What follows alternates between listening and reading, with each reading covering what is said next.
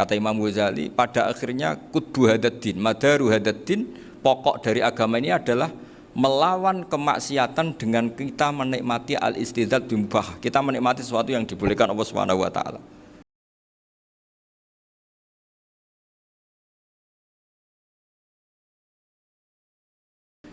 Karena rileks ini perlawanan terhadap kemungkaran. Saya dulu musyawarah sering sama Gus Zofur usul fikih. Itu jelas di antara yang ditulis Lubil Usul itu.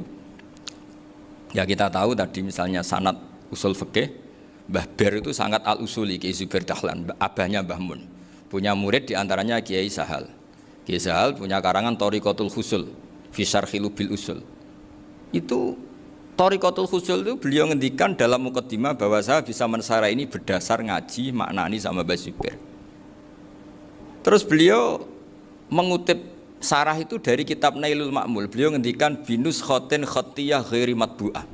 Dan itu ditemukan di Kiai Mansur di Lasem. Karena Kiai Mansur iparnya Mbah Sahal. Mansur bin Khalil itu diantara katibnya Syekh Mahfud. Jadi semuanya ini sambung. Mbah Ber saking ahli usul fikihnya, kalau ngajar usul fikih itu kalau guyon takriran saya ini lebih memahamkan ketimbang sarah. Ya sudah, terus Mbah Zubair Kiai Fakih, terus Syekh Mahfud. Di sini Syekh Mahfud termasuk orang yang dekat Mbah Munawir sampai putrane Mbah Mahfud namanya Gus Muhammad dibawa Mbah Munawir, kemudian mondok di Termas diantaranya, terus dinikah jadi menantunya kalau nggak salah Haji Taslim di Betengan, kemudian sekarang juriannya Mbah Mahfud di Betengan. Ini nggak boleh hilang secara seperti itu. Diantara di usul fikih diterangkan ketika diantara 5 hukum itu ada yang bernama mubah. Mubah itu boleh dilakukan, boleh ditinggalkan, dan kalau dilakukan ya tidak berpahala, ya tidak disiksa. Itu ada ulama yang protes. Protes gak bisa seperti itu. Itsma min mubahin ila wa tahaqqaqu bihi tarku haramimma. Fa'il zamu minas sukun tarkul qatli wa minas sukut tarkul qadaf. Tidak bisa, mubah itu tidak ada. Kalau kiai jagongan semalaman, itu Allah ngitungnya itu hada taroka dugem, wahada taroka delok dangdut, wahada taroka kada wakada. Oh, itu luar biasa. Dan kita ngikuti yang seperti itu saja. Gak usah tahajud, gak usah witir telulas, kaya ora kuat timbang gremeng. Sewengi jagongan, setan ngenteni kita tergoda maksiat, ternyata maksiatnya sampai tutup, kiainya masih apa? Jagongan. Jadi jagongan saja ada ilmunya bahwa itu perlawanan terhadap tarkul ma'asi. Sehingga bagaimana Anda katakan mubah ini mubah, toh gunanya adalah tarkul haram. Meskipun efek mubah juga bisa tarkul wajib, wae bojo blonjo turu. Karena wae ngrumat ibuke turu.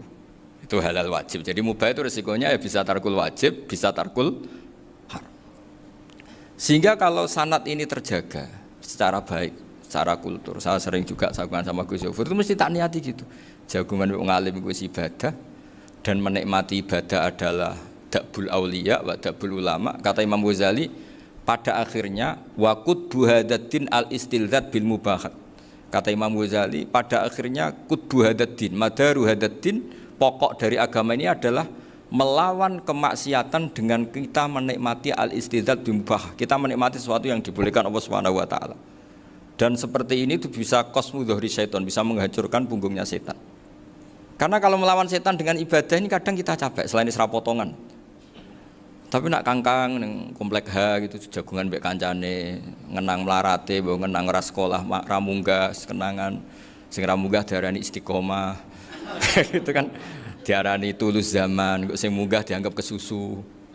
Saya ini punya pondok Quran, kalau ada yang hafal 3 tahun mesti digojlok kancane. Gak apik kesusu itu. Kesusu itu mesti tidak barokah karena tergesa-gesa apa? Hatam. Sehingga yang enggak hatam-hatam itu kayak partai mayoritas. Ini yang partai tulis zaman katanya. Ahlus sabri katanya. Akhirnya di pondok gara-gara itu mau guyon, tapi enggak ada stigmasi yang enggak naik. Di Pondok Sarang itu saya punya temen itu banyak yang sekelas dengan saya, sekelas sama Gus Kamil, akhirnya sekelas dengan Gus Zofur. Padahal saya ini kakak kelas. Saya temannya, Gus Kamil temannya Gus Zofur. Ini anak ini nggak pernah naik, itu nggak dinyek, nggak dicibir di pondok. Karena guyonan tadi, guyonan bahwa ini bagian dari bentuk apa? Istiqomah. Nanti yang goblok juga tenang. Karena kiainya cerita, kadang santri goblok ya barokah. Di sini pondok akeh santri ora tau sinau ning omah dadi kiai gede. Selalu kiainya tuh cerita seperti itu. Akhirnya sing goblok ya bangga dengan kegoblokannya. Iya, jadi kiai itu orang yang meskipun guyon ini barokahnya Masya Allah. Dan setahu saya kiai-kiai alim itu ya senengannya guyon karena tadi guyon itu luar biasa. Bapak saya itu kalau pesan sama saya itu enak ngaji wis guyon nice. Wong ning omah mikir utang, mikir wedi bojo macam-macam kok ngaji kok jak nangis pisan, nangis ping pindho gitu. Sudah jak guyon ae. Paling gak lali. Dan beliau punya dalil kul bi fadlillah bi rahmati fa bidzalika falyafrah. Jadi jangan sampai orang ini farah bil maksiat, jangan sampai orang itu. Dan ini yang saya kenang dari sekian cerita murid Bali. Mbah Ali Maksum ya senangane guyon. Gejol-gejolkan mbek santri guyon. Ini saya maklumatkan ke semua santri beliau bahwa ini bukan sekedar guyon, tapi al-istildzat bil mubahat. Ini adalah perlawanan terhadap setan karena banyak orang bisa senang tuh kalau nunggu maksiat. Ini bisa senang dengan sesuatu yang tidak maksiat. Itu kayak apa hebatnya? Makanya Nabi itu kalau ketemu sahabat ya sering ngendikan yang ringan-ringan. Ya Umar ma'afalan duher jong mana piye ijek. Kalau ketemu anak kecil ya nanti ketemu yang tua-tua yang sudah nggak bisa mikir, ya cerita-cerita saya mohon sekali murid-murid kerap ya, jangan hanya ngaji fikih. Kalau hanya ngaji fikih itu posisi Abu Hanifah itu seakan-akan nyuwun sewu orang yang sangat tidak ahli hadis, karena beliau di situ kelihatan kalah sekali dengan Imam Syafi'i. Apalagi di perdebatannya Muhammad bin Hasan Asy-Syaibani dengan Imam Syafi'i itu kelihatan sekali betapa Abu Hanifah itu orang yang nyuwun sewu ditinggalkan dalam ilmu hadis. Sampai beliau hanya dapat gelar min ulama ahli ra'yi, termasuk ulama yang kuat logikanya. Juga harus baca kitab-kitab seperti ini. Ternyata di balik Imam Syafi'i mukhalif pada beliau di bab-bab fikih, perilakunya sangat hormat. Sampai beliau itu kalau tawassul ke kuburannya Abu Hanifah. Dan beliau ngendikan an-nasu fil fiqhi iyalun ala Abu Hanifah. Semua orang yang ahli fikih itu masih anak buahnya Abu Hanifah. Saya berkali-kali cerita, mazhab Syafi'i itu alatut tadhir hanya dua, yaitu alma wa turab. Abu Hanifah nambahi wanar. Alasannya Abu Hanifah orang mukmin yang dosanya banyak itu dibakar di neraka, dan alasannya Allah litadhirihim, untuk mensucikan mereka. Sehingga pikirannya Abu Hanifah an-nar itu min alatit tadhir. Apa yang terjadi ketika bata itu batu bata yang dibakar, di situ campur teletong, campur apa-apa, itu kalau sudah mazhab Abu Hanifah selesai, sudah suci, karena sudah ngelewatin pembakaran. Meskipun kita tidak akan kalau kehilangan air terus wudhu dengan api, bisa bunyak semua itu. Tapi apapun itu menjadi solusi. Sehingga saya punya kitab namanya Ikhtilafu Malik, Ikhtilafu Malik wa Abu Hanifah atau Ikhtilafu Syafi'i ma Abu Hanifah. Itu kelihatan sekali kalau Abu Hanifah itu nyuruh saya posisinya kalah. Karena yang ngarang orang-orang Syafi'i. Tapi kalau melihat kitab-kitab kewalian, misalnya di kitab Mizan Kubro ini juga sering disebut kisah itu Mbah Ali Maksum tentang Imam Sa'roni. Berkali-kali beliau mengutip Mizan Kubro. Itu Abu Hanifah adalah orang yang sangat mukasyafah. Artinya ketika Nabi cerita air wudhu itu menjatuhkan dosa, tidak ada air wudhu yang jatuh ke kamu kecuali saat itu juga dosa kamu jatuh. Itu beliau datang ke Madharota Kufah. Kemudian beliau bilang sama si orang tua tadi, tub anizina. Orangnya terus bilang atubu minazina. Ada lagi pemuda datang dibilangin tub an ukuki walideka. Terus bilang tub tu an ukuki walidaya. Sampai yang terakhir ada tub an simai alatilahwi atau an samai alatilahwi. Terus tub tu an samai. Ketika orang itu ditanya, kenapa engkau begitu tahu dosanya apa? Saya tahu air wudhu ini menjatuhkan apa. Jadi kira-kira kalau zina mungkin ya batang babi lah. Kalau hanya sekedar melihat bak-bak mungkin ya curut atau tikus lah kira-kira gitu. Nak dulu sediluk ya mungkin ya tikus cilik gitu. Nak dulu suwi ya tikus werok itu atau apalah. Pokoknya beliau itu tahu. Tapi anehnya Abu Hanifah apa? Setelah itu dia nangis minta mukasafahnya ditutup. Ya Allah, saya ini mukasafah kok malah menjadi tahu sawatil mukmin. Padahal aturan syariat jenengan man satara musliman satarahu, bahwa enggak baik melihat jeleknya orang mukmin. Minta ditutup. Makanya saya ini bangga ada mukasafah. Makom yang kita sampai sekarang itu makom setelah Abu Hanifah mukasafah. Jadi Abu Hanifah repot-repot mukasafah, minta makomnya ditutup tidak menjadi mukasafah. Dan alhamdulillah kita sudah tidak mukasafah sebelum minta ditutup. Jadi kita ini keren. Keren karena aturannya itu man satara musliman satara huwa, yang tidak tahu aibnya orang muslim maka Allah akan nutupi aibnya di akhirat. Dan kita alhamdulillah barokahnya ndak mukasafah, ndak ngerti aibnya orang mukmin. Jadi kita harus pakai patokan ilmu. Saya ulang lagi, kita harus pakai patokan. Makanya saya tahu betul ketika Kiai Hamid Pasuruan, beliau dulu ngaji Jamul Jame, ngaji Juman, Bali Maksum di sana sama Gus Habib, sama Gus Muhammad bin Mahfud, termasuk mbah saya kandung dulu Kiai Sidik, mbah saya yang dari itu juga ngaji di Termas. Bapak saya dulu Kiai Nur Salim ngaji di Buyut Baiti. Dulu itu kawin juga sederhana, kayak cerita Gus Zofur. Jadi bapak saya kandung itu Kiai Nur Salim itu ngaji di Mbah Baiti. Mbah Baiti itu adik kandungnya buyutnya saya dari ibu. Nah, Mbah Baiti itu teman akrabnya mbah saya namanya Kiai Nur Sam, Mbah Nur Sam. Singkat cerita terus Nur Kiai Jorabi narat Arabekno itu. Setelah bapak saya ke Badullah mau ditawarin jadi mantu, kata bapak saya kula pun dipek mantu Mbah Baiti. Akhirnya dapat ibu saya itu. Karena ibu saya itu cucu Mbah Baiti, cucu lambung. Jadi mbahnya ibu saya itu Mbak Yunya Mbah Baiti. Namanya Mbah Sofia tadi yang dapat Mbak Idris itu. Yang Mbak Idris ini bin Umar. Ya Mbah Umar yang mbahnya Mbah Hamid, Hamid bin Abdul bin Umar. Kalau bahasa itu Fatimah binti Idris bin Umar. Dulu kecilnya Mbah Idris namanya Abdul Khalik. Kalau kecilnya Mbah Hamid namanya Abdul Mukti. Kalau kecilnya Mbah Maksum namanya Muhammadun kalau nggak salah. Dulu itu orang dulu itu namanya dua-dua karena diganti ketika musim apa? Haji. Jadi ini terjaga. Sehingga tidak ada ceritanya kiai-kiai yang jagongan kemudian santrinya itu yang agak-agak khawarit. Kiai kok sungi-sungi jagongan, gak tahajud, gak duha, itu tidak ada seperti. Karena ini dianggap fi'lul mubahat untuk melawan mungkarat. Jadi sehingga di kitab Ikhya diterangkan, kamu jangan ngira orang-orang soleh ketika jagungan itu min ahlil bitolah wa takasul. Itu orang-orang yang pemalas itu enggak. Tapi mereka bisa mengasiki Allah. Bahwa dalam jagungan ketemu teman ya asik, gejul-gejulkan sama Pak Maftuh ya asik. Dan keasikan ini bentuk perlawanan terhadap keasikan harus dengan maksiat. Itu kayak apa kalau kita ngaji sampai seperti itu. Termasuk tadi yang diceritakan Pak Maftuh kitab Hunyah. Semoga beliau cerita juga pernah belajar. Saya pernah belajar kitab Hunyah khatam. Itu diantara yang diceritakan Syabdul Qadir Al-Jilani tadi kata beliau Al-Jilani dipakai Jim Al-Jilani. Ini agak beda dengan kita. Mbah Zubair itu punya kitab namanya Al-Qolaid Al-Uluiyah. Beliau menfatwakan nama-nama ajam itu kamu bebas. Ajamiyun fasna bihi masyita. Sehingga kita kalau punya kiai harus mau qolal ustukhri. Sehingga mau qolal istukhri. Tirmidzi juga nasibnya sama. Qolat rawahut Tirmidziyu. Sehingga rawahut Turmudziyu. Yang satu rawahut Tarmidziyu. Ya karena kita keluarganya Tarmidzi apa enggak gitu. Makanya kata Mbah Mun sama masih ingat. Kata cerita Gus Zofur tadi, adabnya Gus Zofur itu cerita tentang keluarga ibunya. Padahal keluarga ibunya juga orang-orang soleh yang luar biasa. Itu kata Mbah Mun, kowe roh jenenge Imam Bukhari tahu ya. Jenenge sapa? Saya nyebut Muhammad bin Ismail bin Ibrahim bin Muhirah bin Bardasbah. Lah iya Bardasbah mbok waca Bardisbah yo. Lah cara kene mbok Parmin mbok Parlan. Jadi Bardisbah mbok Bardasbah iku cara kene yo Parmin mbok. Iku rak Mbah Fadl Senori dadi kabeh diwaca Arab. Jenenge Mbah Umar Harun. Dhisik yo wong sarang Mbah Harun mbah Kirun yo ora roh wong dhisik yo wong kuno. Jadi kalau versi Mbah Fadl termasuk yang pertama bikin nasab Mbah Maksum itu tulisannya Mbah Fadl yang dikutip Habib Haidar tadi.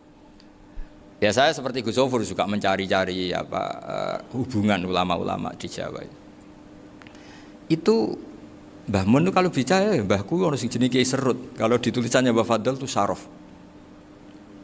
Jadi Mbah Fadl itu fanatik orang-orang alim itu ditulis Arab. Kalau Mbah Mun itu Jawa.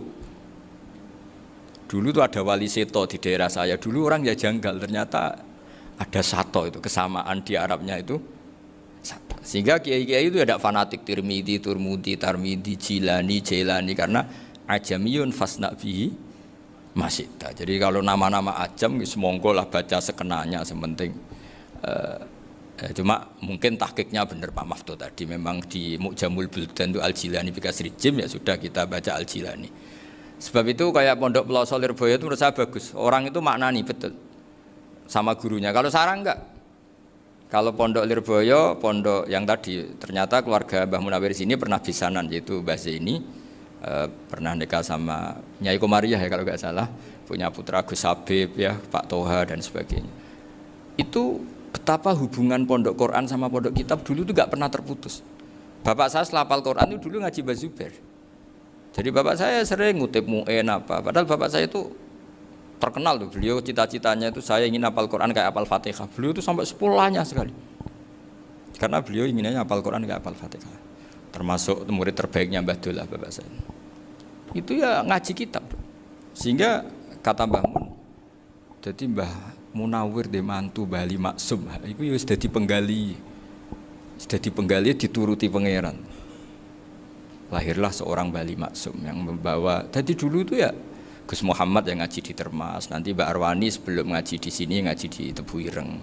Sehingga Mbak Arwani bisa ngarang kitab. Beliau ngarang kitab tentang Sab'ah. Faidul Barokat namanya. Ya nulisnya ya fasih ya. Saya punya tulisan tangannya Mbak Arwani itu banyak. Saya juga punya tulisan tangannya Mbak Hasyim Asy'ari ketika nyurati buyut saya yang di Damaran itu pakai bahasa Arab. Jadi dulu itu Mbah Ali Maksum juga sama. Surat-suratannya dulu sama tokoh-tokoh Muhammadiyah ya bahasa Arab. Nah ini harus kita dengar dari abna, dari bahwa Mbah Maksum kemarin yang diceritakan Gus Zafur di Khol Mbah Maksum, kowe kudu belo NU, kudu tetap NU, tapi bukan dengan cara membenci Muhammadiyah. Tadi Pak Maftuh menguatkan sanad itu dari Pak Atabik bahwa Muhammadiyah termasuk ahli sunnah wal jamaah. Karena sama-sama tidak sabus sahabat, sama-sama ikromus sahabat dan sama-sama bermadhab. Nah soal akhirnya ada beberapa yang usrapati seneng ngaji, ini yang agak ribet. Tapi kamu tidak usah ngeritik Muhammadiyah agak seneng ngaji, kayaknya juga sama, kita nggak seneng ngaji juga banyak itu. Jadi kalau ngeritiknya masalah itu kan kita ya agak-agak sama. Ya jadi ternyata di sini, terus ini yang terakhir supaya nggak lama-lama, Bali juga punya sisi keras sekali. Jadi dalam hal-hal yang khas, ini di halaman 87. Itu keras sekali. Beliau ngendikan wahal bi jununun hatta usdira amri lil mu'minin alla yazuru rasulahum. Jadi ketika saya tadi sudah bilang bahwa beliau sering muji Ibnu Taimiyah dalam banyak hal, tapi dalam banyak hal juga beliau mengkritik Ibnu Taimiyah ketika menafsirkan la tusaddur rihal illa ila salasati masajid. Kemudian Ibnu Taimiyah tidak mentasrekkan, tidak mensunatkan ziarah kubur Rasulullah sallallahu alaihi wasallam. Beliau mengkritik. Dan cara mengkritik adalah ngendikan ulaikal ladzina yuriduna ayyahulu bainahu sallallahu alaihi wasallam wa baina ummatihi fi nakhiyatin. Itu adalah orang-orang yang ingin membuat batas antara Nabi dan umatnya. Saya termasuk terinspirasi makalah Bali ini adalah bagaimana Anda mengkafirkan orang Islam berdasar qala Rasulullah sallallahu alaihi wasallam. Wan nabiyyu asyaddun nasi syafaqatan li ummati. Wan nabiyyu akhrasun nas, orang yang paling serius supaya umatnya ini selamat. Kemudian Anda dengan hadisnya Nabi mentafrik bainahu wa baina ummati berdasar dawuh Kanjeng Nabi. Itu cek mentalani. Makanya saya itu enggak pernah keras di bab ini. Misalnya nyuruh saya ada santri sarang yang nakal. Itu saya tidak berani komentar karena saya tahu Mbah Mun itu sangat mencintai santrinya meskipun yang nakal. Saya melihat sendiri, bukan jari ada santri yang cara pelaturan pondok itu diboyong karena nakal. Itu Mbah Mun ngendikan begini, ya cung yo ke diboyong itu cara aturan pondok. Nah aturannya pangeran, agar kowe tobat dadi wong apik, ya dadi wong saleh. Ya kowe kudu tetep sering rene, kowe tetep santri kudu dunya akhirat. Soal pondok ya ben ana aturan, ben jenenge kowe nakal nemen ya diboyong, tapi kowe tetep wong apik. Jadi karena kita tidak mungkin mentafrik bainahu wa baina talamidhi. Kita tidak mungkin mentafrik baina nabi wa baina ummati karena nabi adalah apa? Asyaddun nasi syafaqatan li ummati. Sampai saking sayangnya nabi itu ngendikan syafaati li ahlil kabair min ummati. Lho koyo apa baiknya nabi? Ora melok nakal, ora melok maksiat, tapi melok nanggung swargane. Iku waktu gali sampean wis kowe utang gak apa-apa, bangkrut gak apa-apa, sing nyaur bapak. Gua sampean ngono top tenan. Anake yo ngawur tenan maksudnya itu, tapi top tenan. Lah nabi ku umate sing dosa iku umate, nabi sing nyuwun sewu cara Jawane sing kangelan nyafaati. Karena nabi gak boleh dipisahkan dengan umatnya. Makanya kata Bali Maksum ulaikal ladzina yuriduna ayyahulu bainan nabi wa baina ummati. Itu mereka adalah orang yang ingin memisahkan nabi dengan umatnya. Masa kita ngafirkan umatnya Nabi berdasar dawuh Nabi?